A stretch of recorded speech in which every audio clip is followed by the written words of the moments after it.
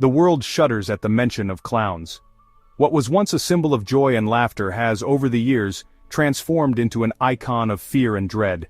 This shift in perception is not without reason. The image of a clown, with its painted smile and exaggerated features, has become synonymous with hidden malevolence, a mask that conceals true intentions. This transformation is largely due to the horrific actions of one man, whose crimes have cast a long, dark shadow over the once beloved figure of the clown.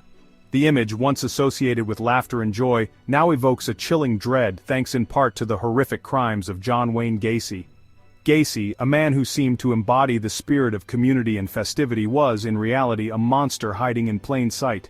His story is a grim reminder of how appearances can be deceiving, and how evil can lurk behind the most innocent of facades.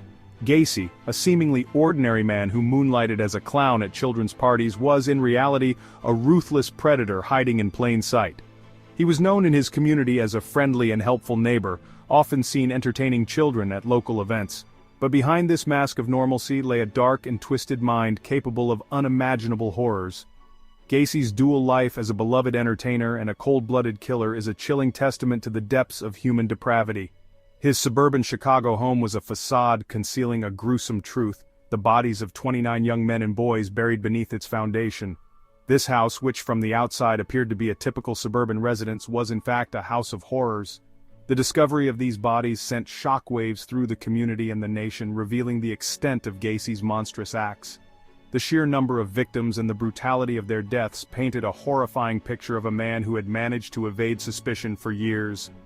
Gacy's crimes, committed between 1972 and 1978, shocked the nation, exposing the dark underbelly of the American dream and the monsters that can lurk within seemingly ordinary lives. The media coverage of his arrest and trial brought to light the terrifying reality that such evil could exist in the heart of suburbia. It was a wake-up call for many, shattering the illusion of safety and security that had long been associated with suburban life. The case of John Wayne Gacy forced society to confront the uncomfortable truth that danger can be found in the most unexpected places.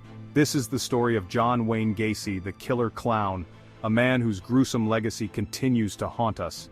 His name has become synonymous with terror, a reminder of the darkness that can reside within the human soul. The image of Gacy dressed as Pogo the Clown is one that will forever be etched in the collective memory, a symbol of the evil that can hide behind a painted smile.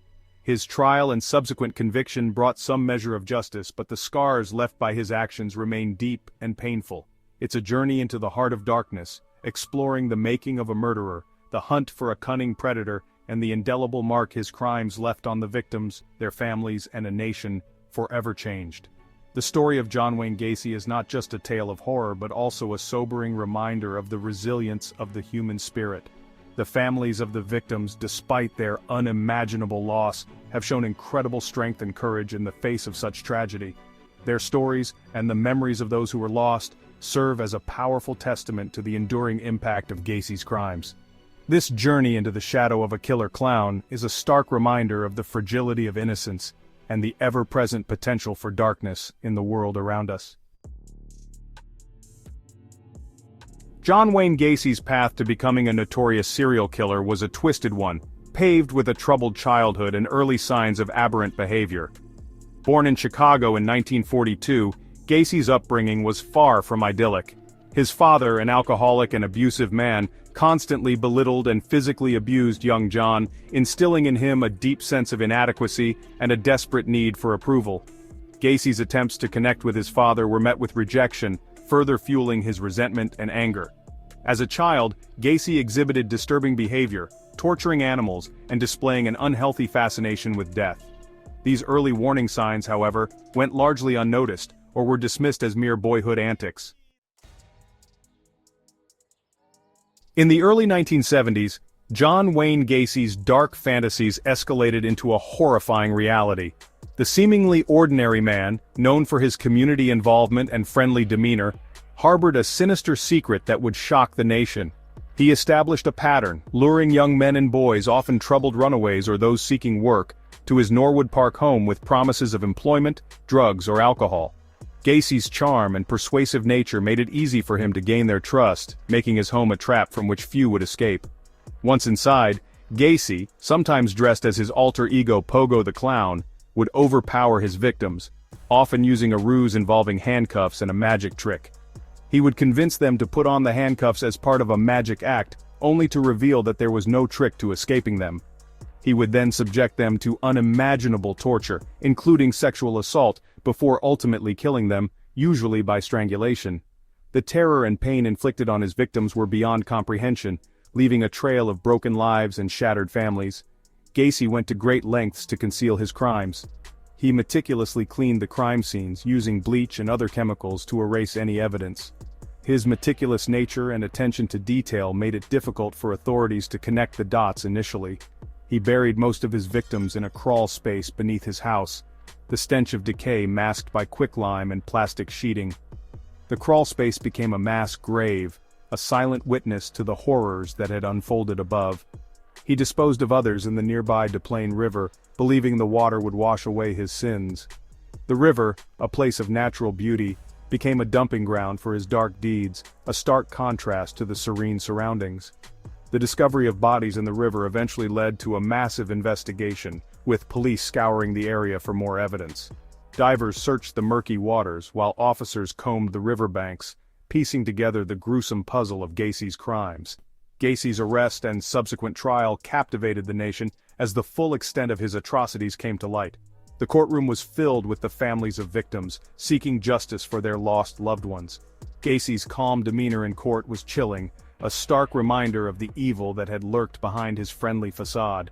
Ultimately, Gacy was convicted of 33 murders and sentenced to death. His execution in 1994 brought a sense of closure to many, but the scars left by his reign of terror remain.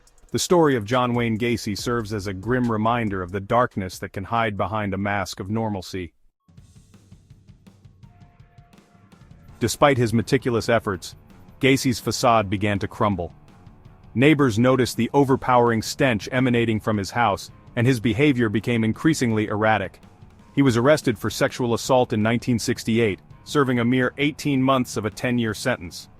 Then in December 1978, 15-year-old Robert Piest vanished after telling his mother he was going to see Gacy about a job.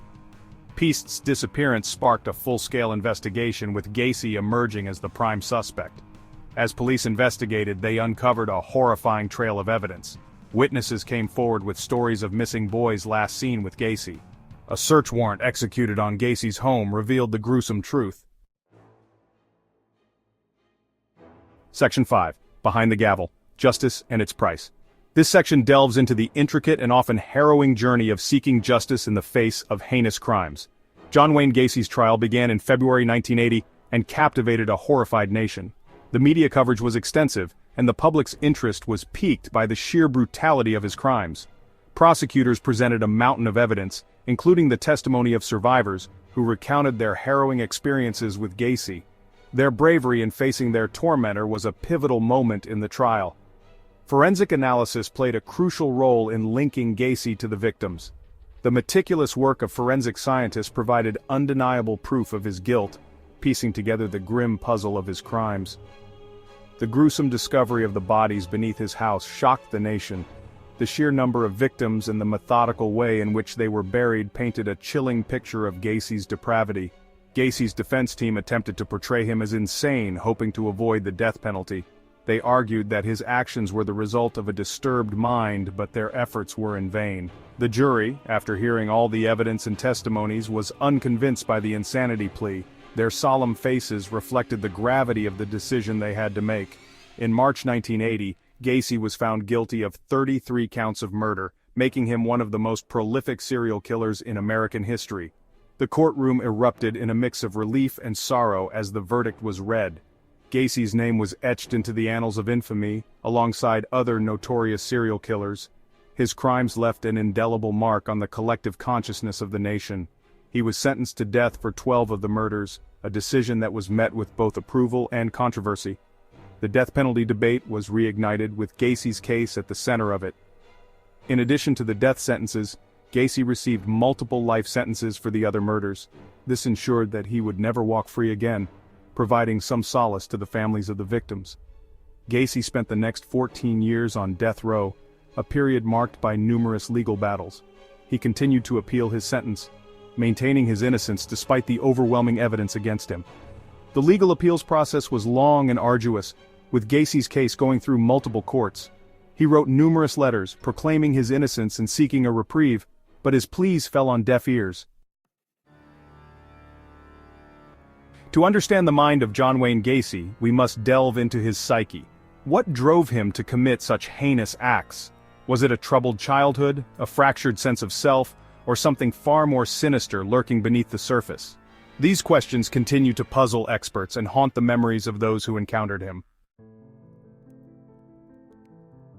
The enduring impact of Gacy's crimes extends far beyond the immediate victims and their families.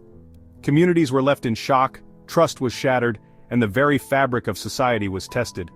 The scars of his actions are still felt today, a chilling reminder of the darkness that can reside within a person. From the tragic tale of John Wayne Gacy, there are lessons to be learned: the importance of vigilance, the need for better mental health support, and the crucial role of law enforcement in protecting the vulnerable. These lessons, though born from horror, can guide us toward a safer, more aware society. In the aftermath of Gacy's reign of terror, many continue to search for closure.